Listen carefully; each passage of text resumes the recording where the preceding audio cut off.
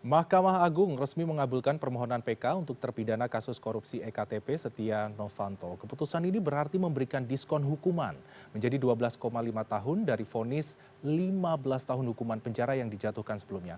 Lantas akankah dengan pemotongan hukuman memberikan efek jera bagi pelaku korupsi atau justru menjadi angin segar bagi para koruptor untuk melancarkan aksinya?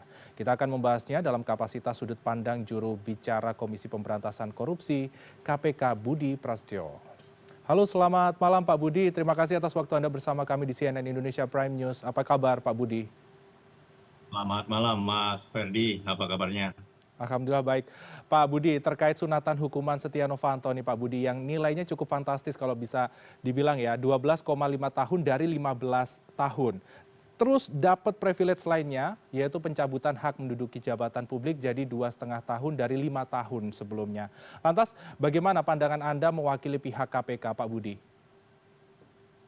Baik Mas Freddy, yang pertama tentu KPK menghormati independensi putusan majelis hakim atas PK tersebut. Namun tentu kami juga menyayangkan karena memang ada pemotongan dari hukuman sebelumnya. Karena tentu kita mendudukan korupsi sebagai sebuah kejahatan yang luar biasa.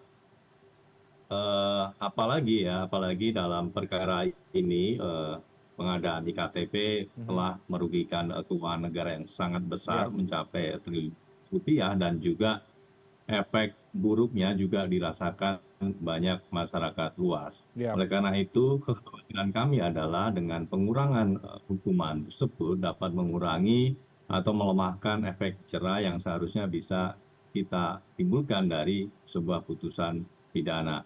Selain itu tentu juga akan berdampak buruk pada efek cegahnya. Karena kita tentu pahami bahwa penindakan adalah salah satu pencegahan yang efektif. Jadi sehingga kalau penegakan hukum itu bisa kita lakukan secara efektif dan bisa memberikan efek jera kepada para pelaku, tentu masyarakat akan belajar, akan melakukan mitigasi pencegahan korupsi supaya kemudian tidak melakukan tindakan-tindakan korupsi. Begitu Mas Freddy sebagai awalan. Baik, tentunya dari KPK menghormati, namun ada hal-hal poin yang istilahnya justru disayangkan dengan kondisi ini.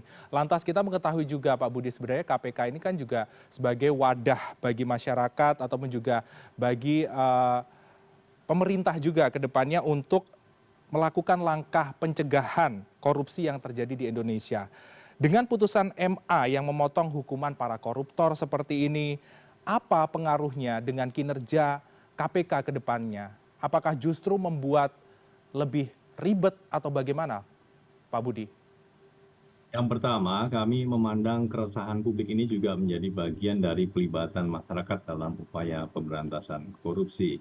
Artinya, masyarakat masih menaruh atensi besar, masih menaruh harapan besar terhadap upaya-upaya pemberantasan korupsi, khususnya dalam konteks penegakan hukum, harus betul-betul bisa dilakukan secara efektif. Dan tentu ini juga selaras dengan semangat Bapak Presiden untuk melakukan penguatan-penguatan dalam pencegahan ataupun penindakan korupsi. Oleh karena itu ke depan kita tentu harus tetap optimis terhadap penanganan perkara. Terlebih terkait dengan penanganan perkara iktp ini di KPK juga masih berjalan, di mana salah satu tersangkanya yang saat ini menjadi DPO sekarang juga masih berproses dalam ekstradisi dari Singapura. Tentu momentum ini juga menjadi pemantik bagi seluruh masyarakat Indonesia, bagi pemerintah Indonesia, bagaimana kemudian komitmennya untuk menuntaskan perkara ini, bahwa penegakan hukum juga bisa menyentuh orang-orang yang menjadi aktor utama dari perkara tersebut. Baik, tentunya masih ada harapan untuk bisa memberikan kejelasan ke depan terkait pemberantasan korupsi di Indonesia. Jadi memang pekerjaan ini tidak hanya tugas KPK saja, tetapi juga hand to hand kepada seluruh masyarakat dan juga pemerintah yang cukup andil dalam pencegahan ataupun juga pemberantasan korupsi seperti ini, Pak Budi. Pak Budi, lantas kalau kita berbicara tentang wewenang dari KPK sendiri, apakah KPK ini memiliki mekanisme dalam memantau ataupun juga memberikan masukan terkait pemberian potongan hukuman bagi terpidana korupsi yang kasusnya ditangani oleh KPK. Apakah ada wewenang seperti itu, Pak Budi? Dalam konteks penanganan perkara korupsi, KPK bertugas dan berwenang dalam tahapan penyelidikan, penyidikan, dan penuntutan. Jika tadi dikaitkan Mas Freddy terkait dengan pemotongan, tentu itu menjadi ranahnya di peradilan. Beda hal terkait dengan GC misalnya yang sekarang juga sedang ramai menjadi perbincangan. Memang dalam beberapa hal penanganan perkara yang KPK lakukan ada beberapa yang kemudian pelakunya memohon untuk menjadi justice kolaborator begitu ya. Ya betul. Namun di situ tentu KPK akan melakukan analisis atas permohonan seseorang untuk menjadi GC. Bagaimana syarat-syarat administratifnya, syarat substantifnya, dan juga tentu yang bersangkutan harus mengakui apa yang telah dia lakukan dan kemudian juga mengembalikan aset-aset ataupun hasil tindak pidana korupsi yang dia lakukan. Tentu dalam syarat substantif ketika seseorang mengajukan GC, KPK juga akan melihat seberapa penting informasi yang disampaikan untuk kemudian bisa membantu KPK dalam mengungkap konstruksi perkara yang lebih besar, mengungkap siapa aktor-aktor utama dari perkara tersebut. Begitu, Mas Freddy. Baik, berarti akan bekerja secara kompleks ke depannya karena akan mendetail lebih dalam lagi dalam mengungkap kasus-kasus besar. Dan tentunya Pak Budi, jika kita berbicara tentang KPK ini kan juga tugasnya adalah benar-benar mencari pokok yang terindikasi adanya korupsi, kolusi ataupun juga nepotisme. Lantas dengan dinamika yang terjadi seperti ini Pak Budi, apa upaya lebihnya lagi atau langkah-langkah konkret yang akan dilakukan KPK jika ibaratnya kalau bisa dibilang masyarakat ya percuma dong ada KPK kalau misalnya hukuman dari para koruptor ini dikurangin terus seperti itu Pak Budi. Bagaimana Anda merespon ini? Sudut pandang ini. Maka Mas Freddy, jadi memang korupsi sebagai sebuah kejahatan yang luar biasa memang butuh komitmen bersama dari seluruh pihak untuk betul-betul bisa melakukan upaya penegakan hukum, upaya pencegahan, upaya sosialisasi dan kampanye melalui pendidikan dilakukan secara masif dan efektif, termasuk dalam pemberian hukuman. Tentu kita harus mempertimbangkan korupsi telah memberikan efek buruk yang luar biasa di masyarakat, sehingga itu tentu juga bisa menjadi pertimbangan untuk bagaimana kita bisa betul-betul memberikan hukuman yang berat, hukuman yang betul-betul berkeadilan bagi masyarakat. Karena memang korupsi ini secara nyata telah merugikan keuangan negara, merugikan ekonomi, bahkan di beberapa perkara korupsi juga telah merusak lingkungan. Untuk itu memang kita harusnya bisa menempatkan korupsi sebagai kejahatan yang luar biasa, sehingga hukuman pun harus kita pastikan bisa betul-betul memberikan efek jerah kepada para pelakunya.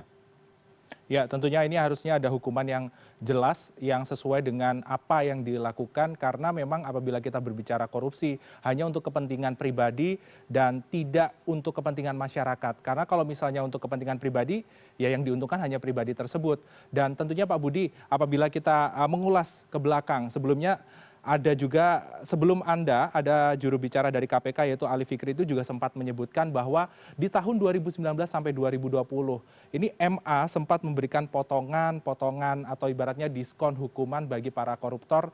Ini kasusnya dalam jangka waktu 1 tahun itu hampir 20 perkara yang ditangani oleh KPK. Dan dengan adanya potongan-potongan yang jumlahnya juga lumayan banyak, ibaratnya 1 tahun 20, kalikan saja berapa tahun kemudian bisa sampai 100 ibaratnya seperti itu.